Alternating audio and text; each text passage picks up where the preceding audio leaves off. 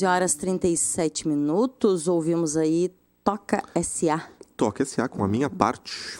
Legal. Inaugurando a Toca aqui no Paralelo 30, bacana, hein? Né? Hein? Olha aí, ó. Bacana. Conseguimos mais um disco independente aqui, olha aí. E a Toca é uma banda, era, né? Eles não estão mais com a formação da banda, mas é uma banda de Porto Alegre e dentre os integrantes a Cecília Lavalce, essa aqui é cantora, compositora aqui de Rio Grande, né? E tiveram em alguns festivais, alguns momentos de apresentação aqui em Rio Grande. E agora a gente tem esse material aí da Toca que existia, né? Existe ainda, independente da banda estar atuando ou não, né? Se apresentando ou não, o material está aí. Então, de certa forma, a banda ainda existe através do material, né, Rafa? Com certeza. E aí a gente aproveita aqui no Paralelo, coisa boa. Beleza. Retornando, então, a gente ouviu a Toca e ouvimos alguma outra música antes, não, Rafa? Agora no intervalinho foi só a Toca. Foi só a Toca. Tá bem, então. A gente retorna para o segundo bloco, 11h38. Quem não pegou o início do programa, a gente conversa hoje aqui com a professora doutora Elisa Selmer sobre a questão, de forma mais abrangente, sobre a questão dos direitos humanos e fazendo, com esse tema, uma avaliação do contexto atual, né, Elisa, em que pé está a questão dos direitos humanos, a pauta dos direitos humanos, não só no Brasil. A Elisa também fez no primeiro bloco, tocou um pouco nessa questão internacional, né, que temos, no contexto internacional, essa realidade, não só no Brasil, né, de tempos, sim, difíceis para se lidar, para se trabalhar, para se compreender a pauta dos direitos humanos, né, mas que a gente segue pontuando, fazendo as avaliações e construindo, dentro das possibilidades, a luta pelos direitos humanos. Antes da gente ir para o intervalo, tu tinha proposto fazer uma avaliação sobre o posicionamento do Brasil na questão da Comissão dos Direitos Humanos na ONU. No Conselho. No Conselho da ONU. No Conselho de Direitos Humanos da ONU, que é um dos órgãos da ONU, né? Sim. Para contextualizar as pessoas que nos ouvem, foi desse conselho que o Bolsonaro ameaçou retirar o Brasil. Uhum. Né? Quando ele disse, eu vou tirar o Brasil da ONU, seria se retirar do Conselho de Direitos Humanos da ONU. Tá? E que tem os seus problemas, né? Assim, existem alguns países, inclusive, que se retiraram, se eu não me engano, os Estados Unidos não está no Conselho, porque ele considera que outros países não poderiam estar no Conselho de Direitos Humanos, porque, como a China, como a Arábia Saudita e outros países, né, que têm regimes não exatamente democráticos, ou que os Estados Unidos não reconhece como democrático também, né, porque às vezes são coisas distintas. Embora ninguém não estou dizendo que a Arábia Saudita tem um governo democrático, mas então ele se retirou, né, do Conselho de Direitos Humanos da ONU. Então isso é possível. Há candidaturas, então assim, a cada 2 anos os países se candidatam às vagas desse conselho. Tá? O Brasil atualmente se está num período de eleição. Nesse período de eleição se apresenta um documento, então, de defesa, como se fosse uma tese de defesa, né, do país para se manter ou conquistar o assento no conselho. Esse documento é bastante distinto, né, de como tradicionalmente o Brasil se colocava na pauta internacional. E vários analistas consideram um retrocesso esse documento, principalmente na questão de gênero. Né? Então, ele retira esse termo do documento, né, do seu documento de candidatura. A posição da embaixadora representante do Itamaraty é de que o atual governo não concorda com esse termo. Para ele, gênero é igual a sexo, o que a gente sabe que não é, né? Teoricamente, do ponto de vista da construção teórica, não é. E enquanto não estiver claro do que se entende por gênero nos documentos, o Brasil não vai utilizar esse termo e não irá aprovar, né, votar a favor de qualquer tipo de emenda, tá, de proposta e de documento que tenha esse termo. E isso porque foi um espanto, né, para os demais países, para o Conselho em geral, porque o Brasil tradicionalmente tem uma posição, até, né, os últimos governos, inclusive o governo Temer, se posicionou no bloco dos países ocidentais, digamos assim, né, são os termos que se utiliza lá no Conselho. Dos países ocidentais, né, de maioria, digamos, progressista, né? Gênero é uma palavra consolidada do ponto de vista do direito internacional, dos documentos internacionais, dos documentos da ONU, das políticas, dos relatórios das organizações internacionais. Então, enfim, foi uma grande surpresa esse posicionamento do Brasil, já que isso era algo que não se questionava mais em países supostamente democráticos. Sim. E então, o que aconteceu? Nas últimas votações, o Brasil se alinhou com países como o Paquistão, a Arábia Saudita, a Síria, países que em alguns momentos se absteve, em outros se alinhou com, né, em algumas questões a respeito de violência contra as mulheres, se alinhou com a Rússia, que a gente sabe que tem posições bastante complicadas a respeito dessa pauta. Então, é extremamente preocupante, né? E aí, qual é a justificativa, então? Itamaraty diz que a pauta agora é a família. Então, que vai se defender o direito das minorias, dos idosos, mas a palavra família aparece com recorrência.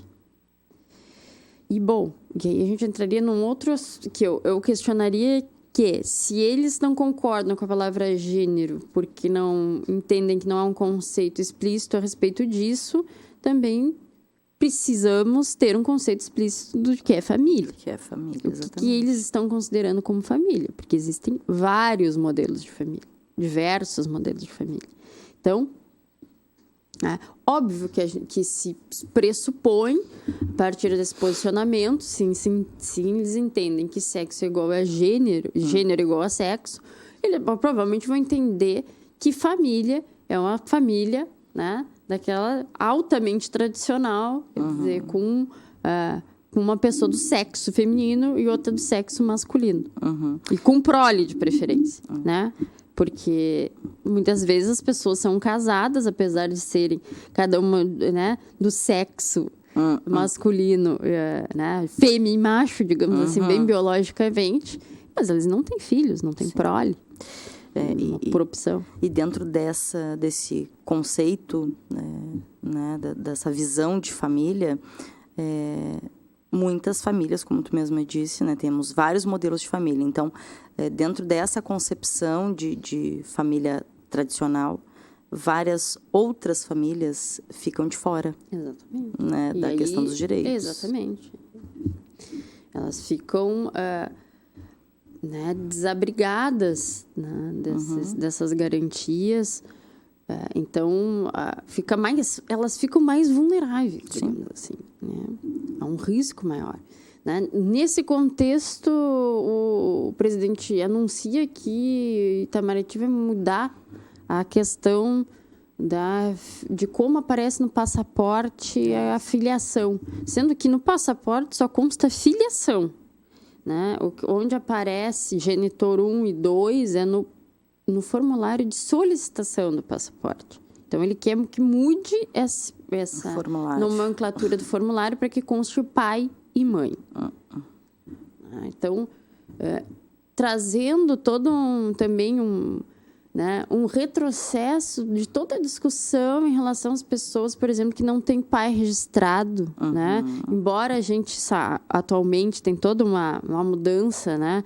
Para que os pais que a mãe declare quem é o pai, que haja todo um processo de reconhecimento de paternidade, para que a criança não fique, né, sem o nome do pai. Mas há várias pessoas que foram registradas, né, no passado, que não tem o nome do pai na carteira de identidade, né, nos seus registros.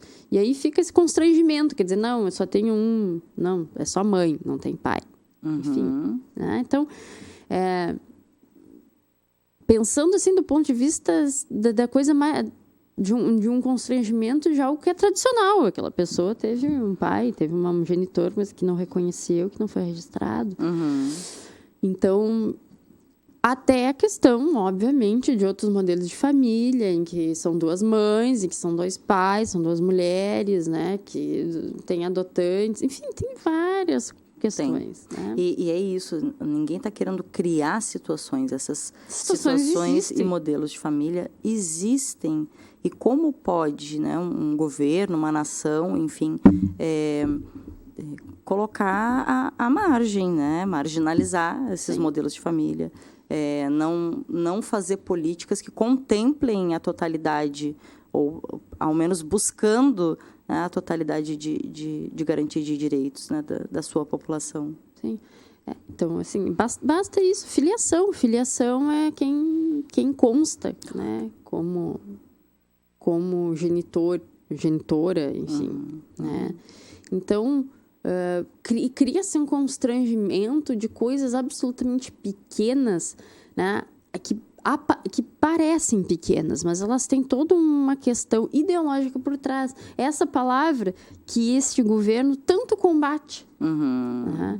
Ele combate com tentando passar para a população que ideologia é só aquela supostamente esquerda, progressista, relacionada a direitos humanos, como se o discurso conservador, as narrativas de ultraconservadorismo, de discriminação, também não fossem uma ideologia.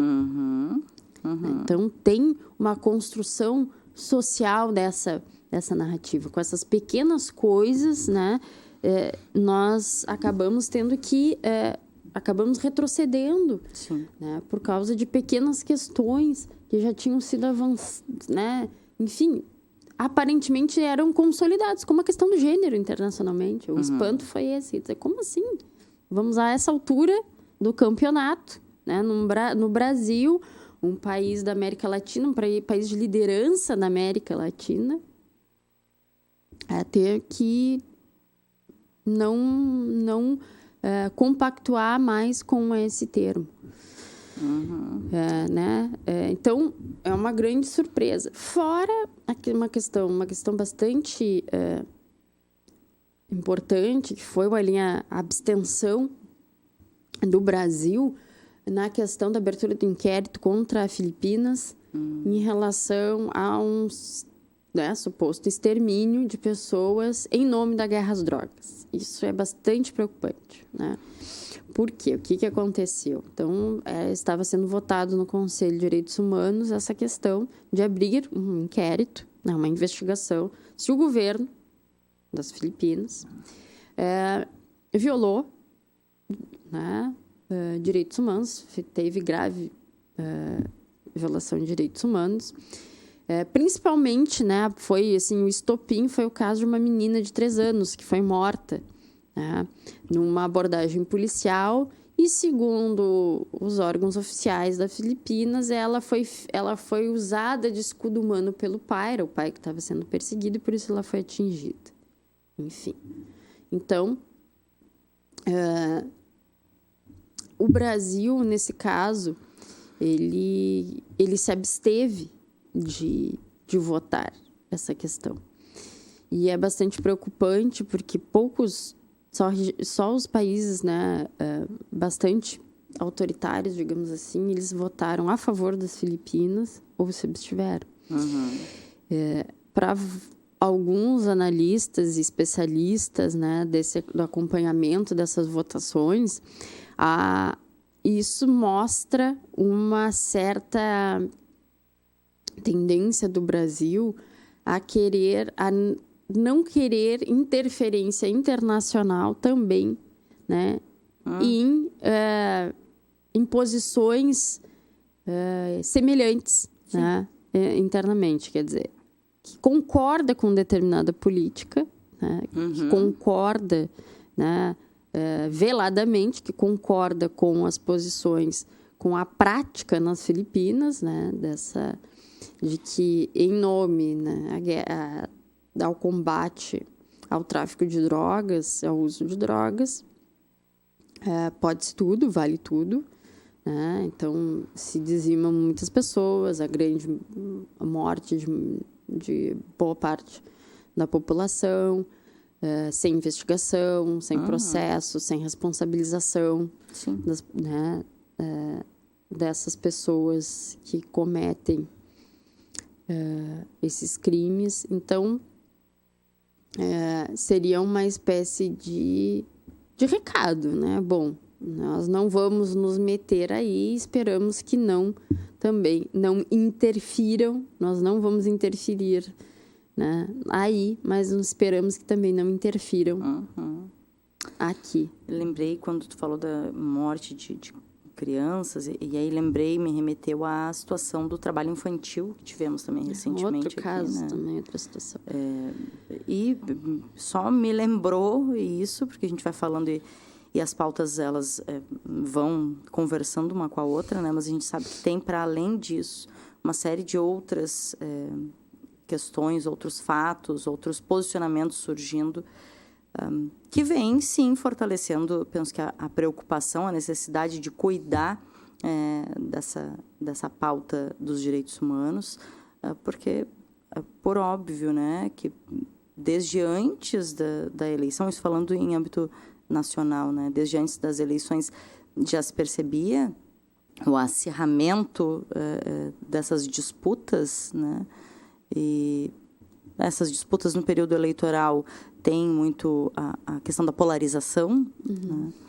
Só que a questão da polarização seguiu no período pós-eleitoral, né?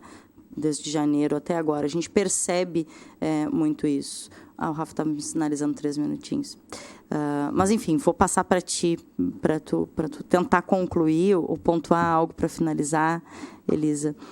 E vamos seguir com esse assunto, com essa pauta em outros momentos aqui também, né? Eu queria agradecer o espaço e, na verdade, concluir, né, para que, no sentido de que essas questões de direitos humanos, elas interferem também muito na nossa economia. Então, assim, esses posicionamentos a assinar determinados acordos internacionais, muitas vezes são pressupostos, são requisitos para poder contratar a contratação comercial bilateral, multilateral, com blocos econômicos, né? Determinados países não vão negociar com o Brasil se o Brasil se abster de determinadas pautas, se não concordar com determinadas cláusulas. Então, isso sim vai sim interferir também na nossa economia. Então, assim, não é uma pauta puramente narrativa, de discurso, abstrata. Também ela vai também, né, impactar, sim, nas questões econômicas, para quem se preocupa mais com isso, né? Então, elas estão, sim, relacionadas e é muito importante a gente prestar atenção nisso. Né? Então, agradecer mais uma vez, desejar uma boa tarde a todos e todas que nos ouvem. A gente que agradece, Elisa, sempre a tua disponibilidade aqui.